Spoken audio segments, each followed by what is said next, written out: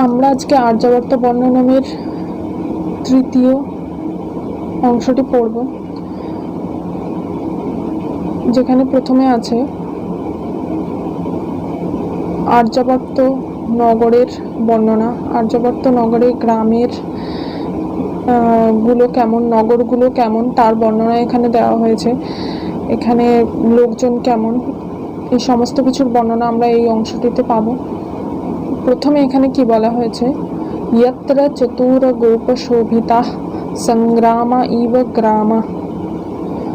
यत्र अर्थात যেখানে, চতুর গোপ শোভিতা, এই অংশটির মধ্যে কিন্তু এই গ্রামা যে মানে অর্থাৎ গ্রামগুলির যে বর্ণনা, সেই বর্ণনাটা আমরা এখানে পেয়ে যাচ্ছি।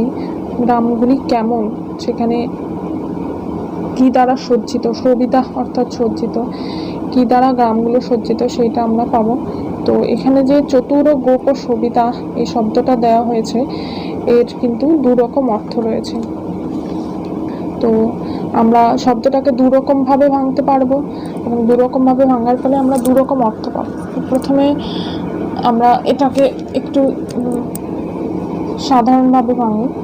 চতুর গোপ শোভিতা, আবার বলছি, চতুর গোপ শোভিতা। চতুর অর্থাৎ চালাক, গোপ অর্থাৎ গোয়ালা, শোভিতা অর্থাৎ সজ্জিত। তাহলে গ্রামগুলো কিসের দ্বারা সজ্জিত? চতুর গোয়ালাদের দ্বারা সজ্জিত। এবার এই শব্দটাকে আমরা যদি আরেক অন্যরকম ভাবে ভাঙি, তাহলে এটার আরেকটা অর্থ পাবো। সেটা হলো চ তুরগ উপশোভিতা। আবার বলছি, চ তুরগ উপশোভিতা। তুরগ অর্থাৎ হলো ঘোড়া, উপশোভিতা অর্থাৎ সজ্জিত, অর্থাৎ ঘোড়া দ্বারা সজ্জিত। তো এই যে অংশটা, এই সম্পূর্ণ অংশটার অর্থটা বঙ্গানুবাদ করলে আমরা এরকম পাবো, এই সেই আর্যাবর্ত যেখানে সেই রকম ঘোড়ায় সাজানো যুদ্ধভূমির মতো চতুর গোয়ালাদের দ্বারা সুশোভিত অনেক গ্রাম রয়েছে। এখানে কবি এই অংশটির দ্বারা আর্যাবর্ত জায়গাটিতে চতুর গোয়ালা, এখানে বলা হয়েছে আর্যাবর্ত জায়গাটিতে যে লোকজন বসবাস করতো, যেখানে গোয়ালারা বসবাস করে, তারা যদি চতুর হয় তাহলে সেখানকার সাধারণ মানুষ কতটা চতুর হবে সেটাই তিনি বোঝাতে চেয়েছেন। এছাড়াও তিনি বোঝাতে চেয়েছেন যে এই আর্যাবর্ত গ্রামে প্রচুর গরু রয়েছে, যেটা কিনা সেই সময়কার যুগে, আগেকার যুগে, এমনকি এখনো গরুকে একটা ভীষণ বড় সম্পদ হিসাবে ভাবা হয়। এই একটা কথা বোঝাতে চেয়েছেন। আর কি, ঘোড়ায় সাজানো, যুদ্ধভূমির মতো ঘোড়ায় সাজানো। যুদ্ধভূমিতে যেরকম প্রচুর ঘোড়া থাকে, কেননা ঘোড়া হলো যোদ্ধাদের একটা অন্যতম অঙ্গ। ঘোড়ার দ্বারা আগেকার দিনে সবাই যুদ্ধ করতে যেত এবং যোদ্ধাদের একটা অন্যতম সম্পদ এই ঘোড়া। তো সেই রকমই এই গোয়ালারাও এখানে আর্যাবর্ত নগরের সম্পদ এবং গরু সম্পদ। এবং সেখানে এটাও হতে পারে যে সেই আর্যাবর্ত নগরে যেমন গরু ছিল প্রচুর, সেই পরিমাণে সেখানে ঘোড়াও ছিল, কারণ আগেকার দিনে গরু ঘোড়া এগুলো একটা ভীষণ বড়সড় সম্পদের কাজ করতো। তো এই সম্পদগুলো দ্বারা আর্যাবর্ত নগর সমৃদ্ধ ছিল, এটাই তিনি বোঝাতে চেয়েছেন। এবং সেখানকার গোয়ালারা যেহেতু চতুর এবং সেখানকার লোকজন যেহেতু চতুর, এবং যুদ্ধভূমিতে যেরকমভাবে সৈন্যরা সবসময় তাদের নিরাপত্তা নিয়ে সবসময় খুবই সাবধানে থাকে, সেই রকমই এখানকার লোকেরাও সবসময় তাদের চতুরতা প্রয়োগ করে এবং তাদের মাতৃভূমির, তাদের দেশের রক্ষার জন্য সবসময় তৎপর হয়ে থাকে। এই অংশটির দ্বারা লেখক এটাই বোঝাতে চেয়েছেন।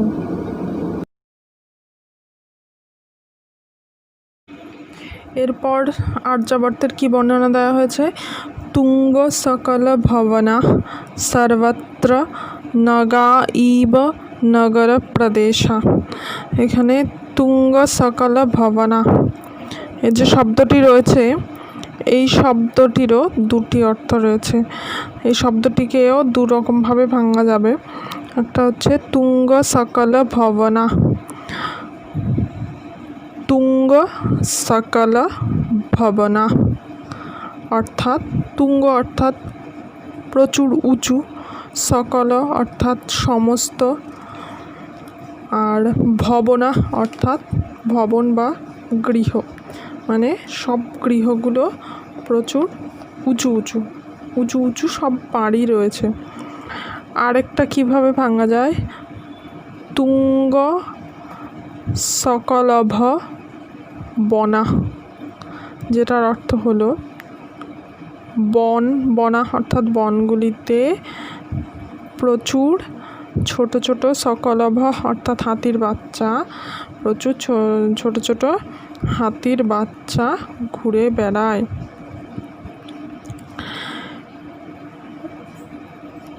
তারপর তুঙ্গ সকল ভবনা, এই শব্দটার অর্থ বোঝা গেল সর্বত্র নগা ইব নগর প্রদেশা।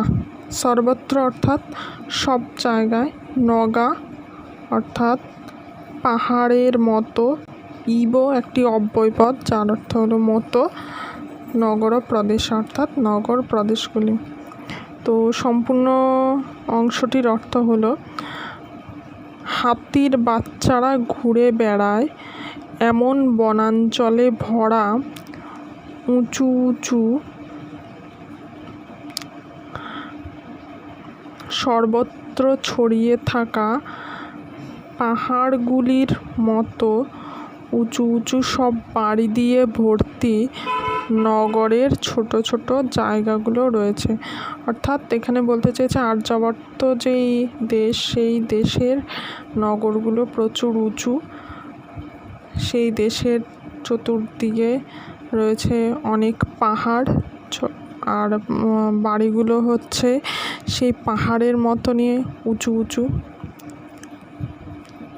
আর তার চারিদিকে রয়েছে অনেক বনাঞ্চল, প্রাকৃতিক শোভা, যেখানে কিনা ছোট ছোট হাতির বাচ্চারা ঘুরে বেড়ায়। অর্থাৎ এখানে একদিকে প্রাকৃতিক সৌন্দর্য রয়েছে, আবার এদিকে নগরের আধুনিকতাও রয়েছে এই আর্যাবর্ত নগরে। সদাচরণ মণ্ডনানি নুপুরানি ইব পুরানি। এই যে অংশটা, এই অংশটাতে আর্যাবর্ত নগরে যেই লোকজন বসবাস করে তাদের চরিত্র বিষয়ে বর্ণনা করা হয়েছে। এখানে কী রকম লোক বসবাস করে সেটাই এখানে এই অংশটার মাধ্যমে বলা হয়েছে। তো এখানে সদাচরণ মণ্ডনানি, এই যে শব্দটা রয়েছে, এই শব্দটাকে আমরা দুরকমভাবে ভাঙতে পারছি এবং এর দুরকম অর্থ তৈরি হচ্ছে তারপরে। তো প্রথমে আমরা এইভাবে ভাঙতে পারি শব্দটিকে, সদাচরণ মণ্ডনানি, সদাচরণ মণ্ডনানি।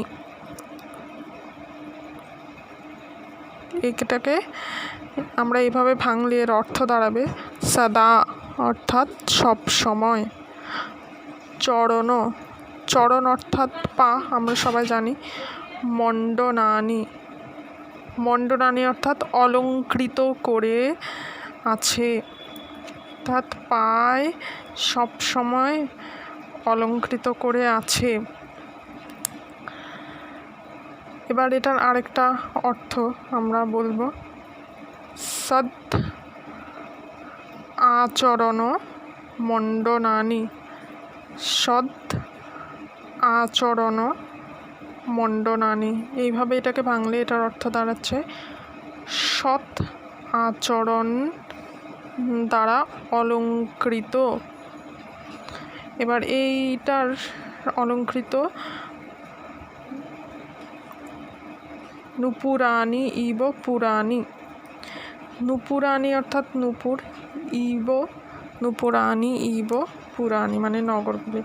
এবারে এর সম্পূর্ণ অংশটির অর্থ হচ্ছে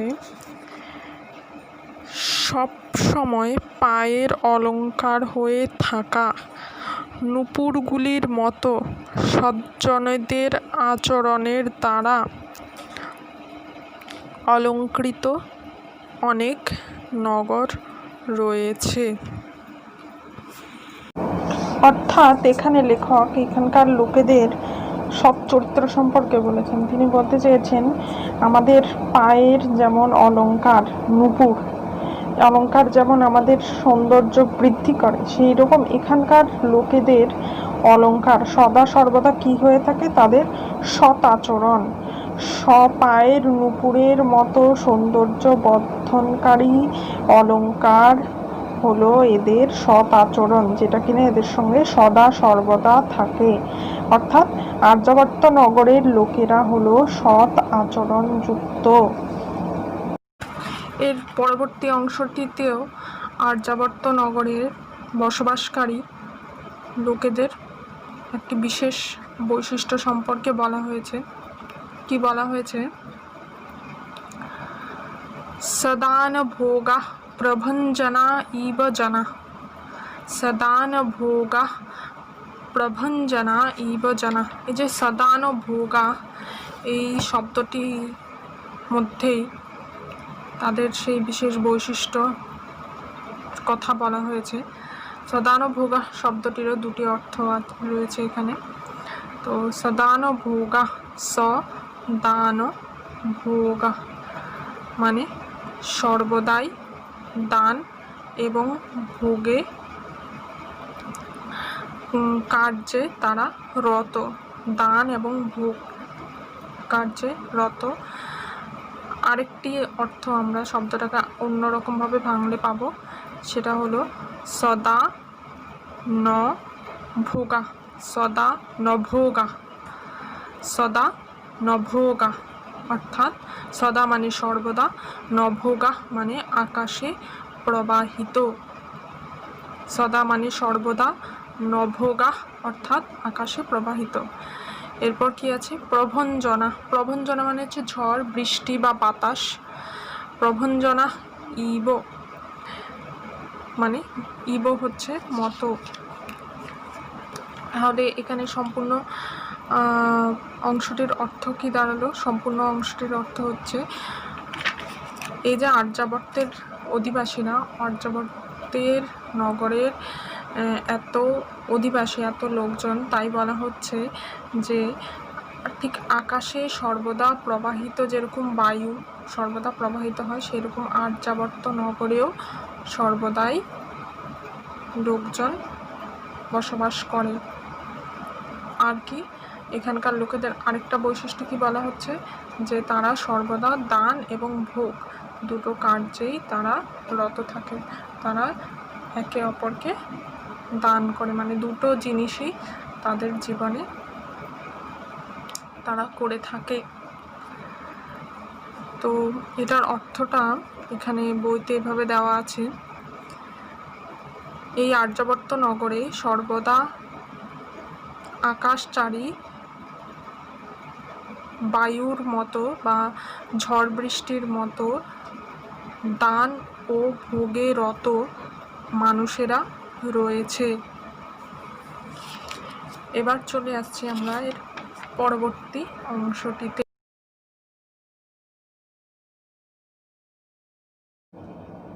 যৌবনানি ইব বনানি। লেখক এই অংশটাতে এখানে আর্যাবর্ত নগরে আগেই বলা হয়েছে যে আর্যাবর্ত নগরের চারিদিকে যে নগরগুলো রয়েছে তার চারদিকে প্রচুর বন রয়েছে, প্রচুর পাহাড় রয়েছে। তো এখানে যে বনগুলো রয়েছে সেই বনগুলোর বর্ণনা এখানে তিনি দিচ্ছেন। সেই বনে কী কী বৃক্ষ রয়েছে এবং তারা কী রকমভাবে রয়েছে তারই বর্ণনা এখানে দেওয়া হয়েছে। এখানে প্রিয়াল পনসা রানী, এই শব্দটাকে আমরা যদি ভাঙি, এটাকেও আমরা দুরকমভাবে ভাঙতে পারি এবং এটার দুরকম অর্থ আমরা পেতে পারি। প্রথমে প্রিয়াল পনসা রানী। প্রিয়াল পনস প্লাস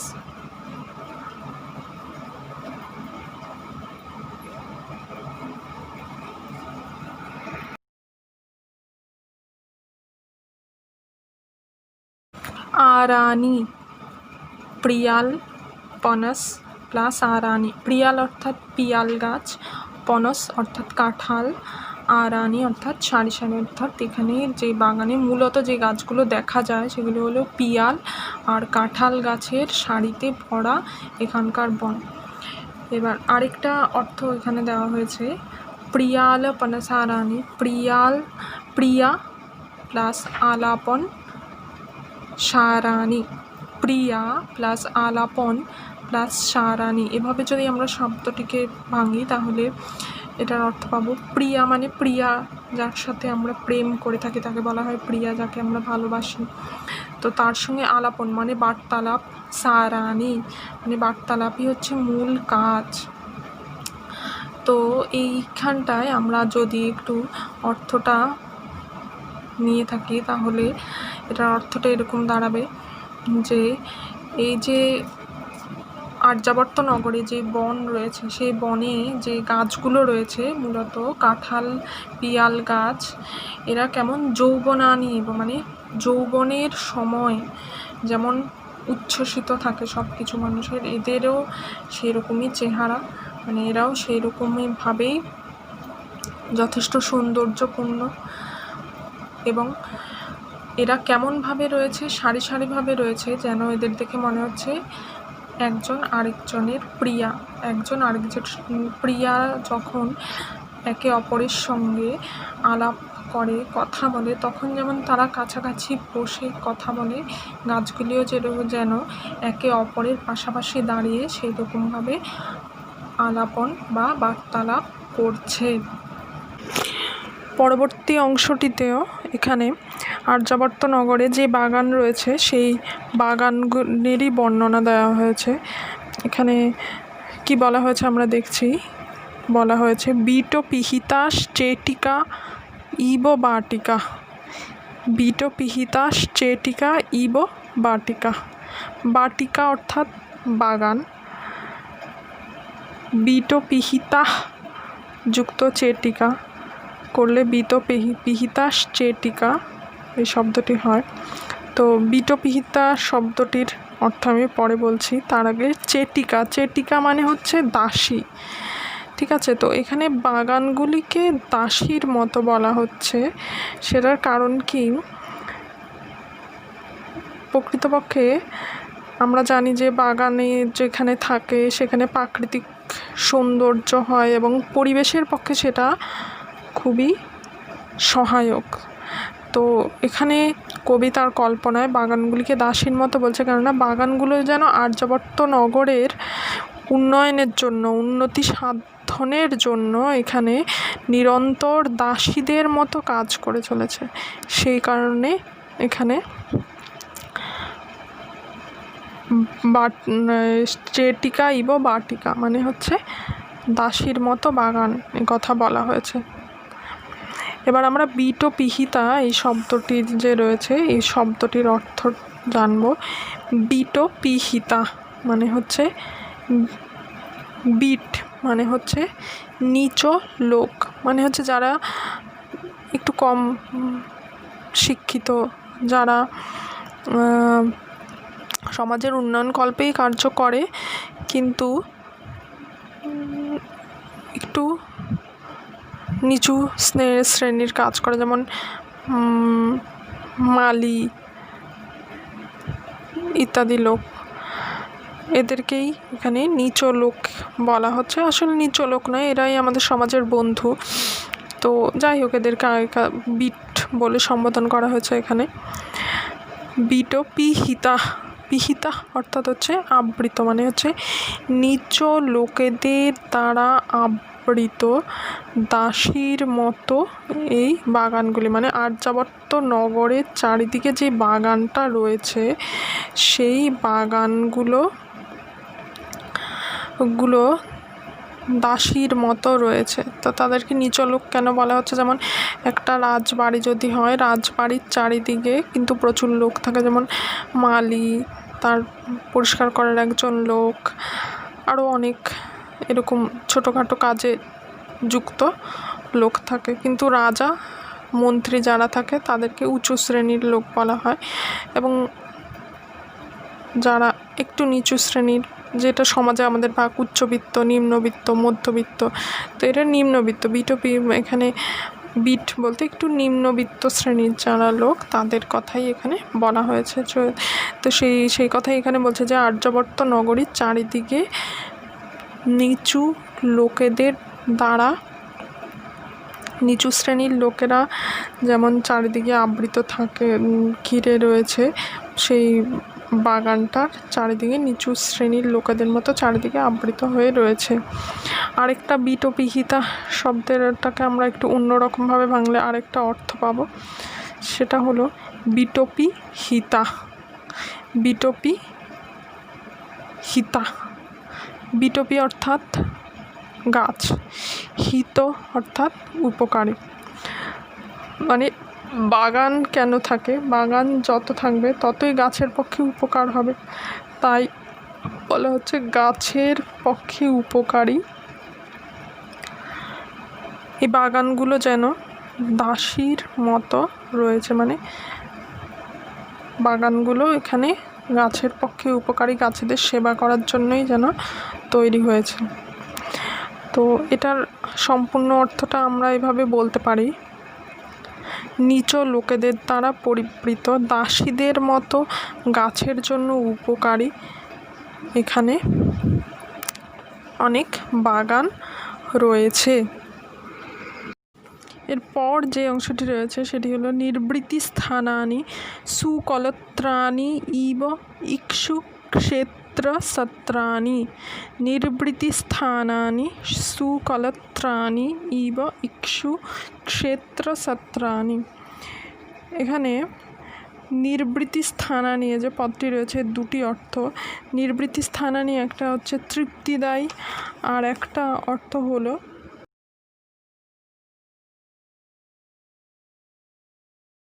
সুখের আশ্রয়। সুকলত্রাণী, সুকলত্র, কলত্র শব্দের অর্থ হলো গৃহিণী, স্ত্রী, অর্ধাঙ্গিনী।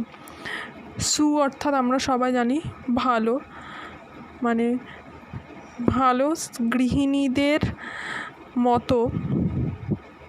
ইক্ষু ক্ষেত্র সত্রাণী, ইক্ষু মানে হলো আখ, ক্ষেত্র মানে ক্ষেত, আখ ক্ষেতের যে সত্র মানে হচ্ছে দানশালা। আগেকার দিনে অনেক জায়গায় দানশালা, রাস্তার ধারে ধারে দানশালা রাখা হতো, তো সেখানেও আর্যাবর্ত নগরেও সেরকম দানশালা ছিল। তো সেই দানশালাগুলোর বর্ণনাই এখানে দেওয়া হচ্ছে। কি বলা হচ্ছে, দানশালাগুলো কেমন, ঠিক যেমন যেন সুখের আশ্রয়, যেমন কিনা মনজ্ঞ গৃহিণী, মানে মনজ্ঞ গৃহিণীর মতো পরম তৃপ্তি দেয়, সেই রকম অনেক দানশালা ছিল। কোথায়? ইক্ষু ক্ষেত্রে, আখ ক্ষেতগুলিতে। তো সেখানকার দানশালাগুলি ছিল পরম সুখদায়ী এবং মনজ্ঞ গৃহিণীদের মতো তৃপ্তিদায়ী, পরম তৃপ্তিদায়ী, সেরকম অনেক দানশালা ছিল ইক্ষু ক্ষেত্রে। এরপর এখানে আর্যাবর্ত নগরে যে কুয়োগুলো ছিল সেই কুয়োগুলো বর্ণনা দেওয়া হয়েছে। আমরা জানি কুয়োতে জল থাকে, আগেকার দিনে কুয়ো থেকেই পানীয় জলের নেওয়া হতো, তো আর্যাবর্ত নগরেও সেরকম কুয়ো ছিল। তো সেই কুয়োগুলোর জল কেমন ছিল তার সেই বিষয়ে এখানে বর্ণনা দেওয়া হয়েছে। কুয়োগুলো কেমন ছিল সেই বিষয়ে এখানে বর্ণনা দেওয়া হয়েছে। এখানে কি বলা হয়েছে, কুপিত কপিকুল আকুলিতা লঙ্কেশ্বর কিঙ্করা ইব ভগ্ন কুম্ভকর্ণ ঘনস্বাপা কূপা। কুপিত কপিকুল আকুলিতা, কুপিত মানে, কুপিত শব্দের অর্থ হলো ক্রুদ্ধ হয়ে আছে, রেগে আছে। কপিকুল আকুলিতা, কপি শব্দের অর্থ হলো হনুমান। হনুমান বা বাঁদরের দ্বারা আকুলিত মানে পীড়িত হয়ে, ক্রুদ্ধ হয়ে আছে কারা না লঙ্কেশ্বর কিঙ্করা। লঙ্কেশ্বর মানে লঙ্কার রাজা, লঙ্কার ঈশ্বর কে ছিলেন? রাবণ। লঙ্কেশ্বর কিঙ্করা, কিঙ্কর অর্থাৎ ভৃত্য, চাকর। লঙ্কেশ্বর রাবণের চাকররা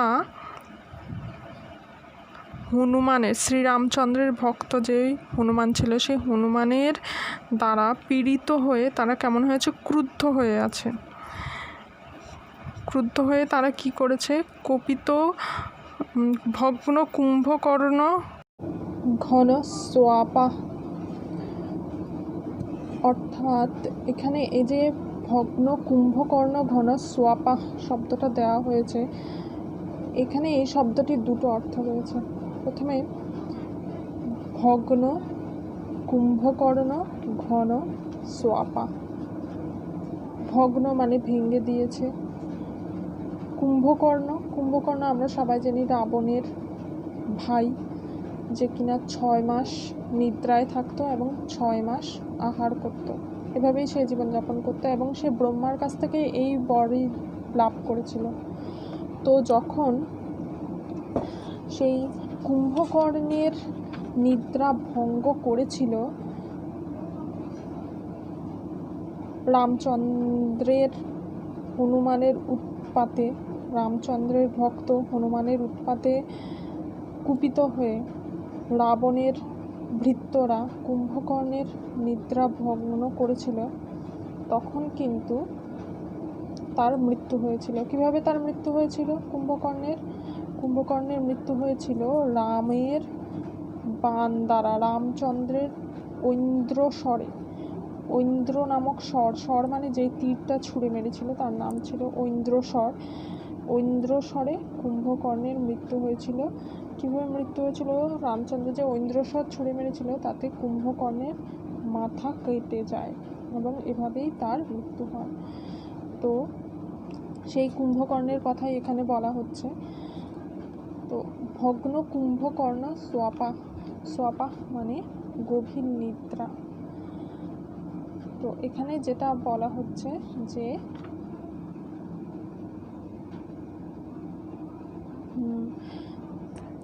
লঙ্কেশ্বর রাবণের যে ভৃত্যগণ রয়েছে তারা রামচন্দ্রের ভক্ত হনুমানদের দ্বারা কুপিত হয়ে লঙ্কেশ্বর রাবণের ভ্রাতা কুম্ভকর্ণের নিদ্রাভঙ্গ করিয়ে দেয়। এবং এই রকম কুম্ভকর্ণের সঙ্গে কিন্তু কবি ত্রিবিক্রম ভট্ট এখানে সেই কুয়োর পাশে যেই কুম্ভ বা কুয়োর পাশে যে জল রাখার জন্য কুঁজ, যেটাকে বাংলায় বলা হয়, রাখা হতো বা কলসি রাখা হতো, সেইগুলোর তুলনা করেছেন। ভগ্ন কুম্ভকর্ণ ঘন সোয়াপা, এই শব্দটা যদি আমরা অন্যভাবে বিশ্লেষণ করি তাহলে আমরা সেটা পাবো। এটা অন্যভাবে বিশ্লেষণ করলে পাওয়া যাচ্ছে ভগ্ন কুম্ভ কর্ণ ঘন সু আপা। আবার আমি বলছি ভগ্ন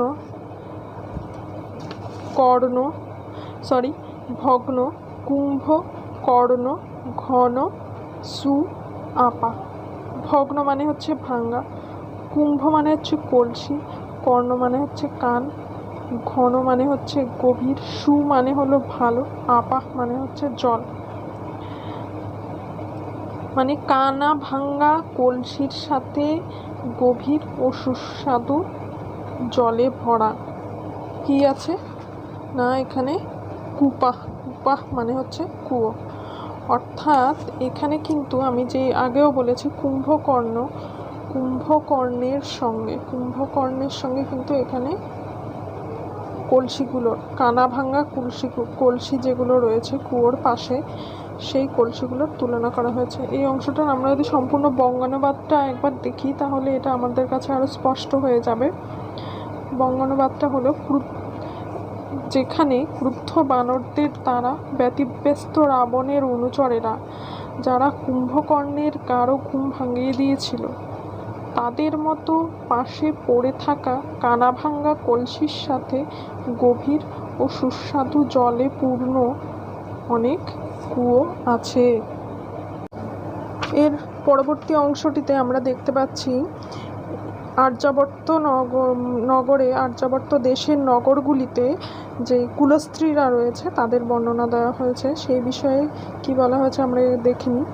সতী প্রতাপ দোষা सूर्यदूतय इव कुलस्त्रियः सतीप्रतापदोषाः सूर्यदूतय इव কুলস্ত্রিয়ः। এখানে যে সতীপ্রতাপদোষা এই শব্দটির দুটি অর্থ রয়েছে। সতীপ্রতাপদোষা এটাকে আমরা যদি ভাঙি প্রথমে আসে সতীব্রত অপদোষা, মানে সতীব্রত যিনি পালন করেন তাকে বলা হয় সতীব্রতা। অপদোষা মানে যার মধ্যে কোনো দোষ নেই। সতীব্রত পালন করার ফলে যার মধ্যে কোনো দোষ নেই সেই রকম নারীরা কেমন সূর্যদূতয় ইব কুলস্ত্রিয়, সূর্যদূতির মতন। সূর্যদূতি যেমন পবিত্র উজ্জ্বল এবং তার মধ্যে যথেষ্ট শক্তি সম্পন্ন হয়, সেই রকমই এখানকার কুলস্ত্রীরাও। এবার সতীপ্রতাপদোষা এর অন্য একটি অর্থ আমরা এখানে পেতে পারি, সেটি হলো সতীব্র তাপদোষা। সতীব্র মানে ভীষণ তীক্ষ্ণ, তাপদোষা তাপদোষ মানে সূর্য যেই সূর্যের মধ্যে সতীব্র তাপ থাকে, সেই কারণে সূর্যের পাশে কেউ যেতে পারে না, তাই এটা সূর্যের একটা দোষও বলা যেতে পারে। সেজন্য বলছে সতীব্র তাপদোষা সূর্যদূতয় ইব কুলস্ত্রিয়। এবার এই দুটো অর্থকে নিয়েই আমরা যদি একটু এর অর্থটা, এই অংশের অর্থটাকে দেখি, তাহলে অর্থটা এমন আসবে, এই আর্যাবর্ত দেশে তীব্র উষ্ণতার দোষে দুষ্ট সূর্য কিরণগুলির মতো সতীব্রত পালনের ফলে সাধ্বী কুল নারীরা রয়েছে। अपि च भवन्ति फाल्गुने मासि वृक्षशाखा विपल्लवाः जायन्ते न तु लोकस्य कदापि च विपल्लवाः। আরও এখানে কবি কি বলছেন, ভবন্তি ফাল্গুনে মাসি বৃক্ষশাখা বিপল্লবাः। এখানে ফাল্গুনে মাসে, আমরা জানি ফাল্গুন মাস খুবই সুন্দর একটা মাস, এই সময় আবহাওয়া খুব সুন্দর থাকে, গাছের পাতা ঝরে পড়ে। তো এই সময় কি হয়, ফাল্গুনে মাসে অর্থাৎ ফাল্গুন মাসে বৃক্ষ শাখা, বৃক্ষের যে শাখাগুলো রয়েছে সেগুলো বিপল্লবা অর্থাৎ পল্লববিহীন বা পত্রবিহীন হয়ে পড়ে। ভবন্তি অর্থাৎ হয়। জায়ন্তে নতু লোকস্য কদাপি চ বিপল্লবাः। লোকস্য লোকেদের, কদাপি কখনো, বিপল্লবা, বিপল্লবার এখানে সন্ধি বিচ্ছেদ করলে আমরা পাবো বিপদ যুক্ত লবা, অর্থাৎ কখনো ছিটে ফোটাও বিপদ ন জায়ন্তে, কখনো ছিটে ফোটাও বিপদ উৎপন্ন হয় না। তাহলে এখানে বিপল্লবা পদটিতে আমরা দুটো অর্থ পাচ্ছি। একটা হলো প্রথমে যে বিপল্লবা দেওয়া হয়েছে সেটার অর্থ হলো পল্লববিহীন হয়ে পড়া, পত্রবিহীন হয়ে পড়া। আর বিপল্লবা এর সন্ধি বিচ্ছেদ করলে বিপদ লবা অর্থাৎ ছিটে ফোটা বিপদ ও, সামান্যতম বিপদ ও। এই দুটো শব্দের কিন্তু অর্থ পরীক্ষায় আসতে পারে। এখানে যেই ব্যর্থ কিছু শব্দ আমরা বললাম সেগুলো কিন্তু পরীক্ষায় শব্দগুলোর অর্থ দিতে পারে।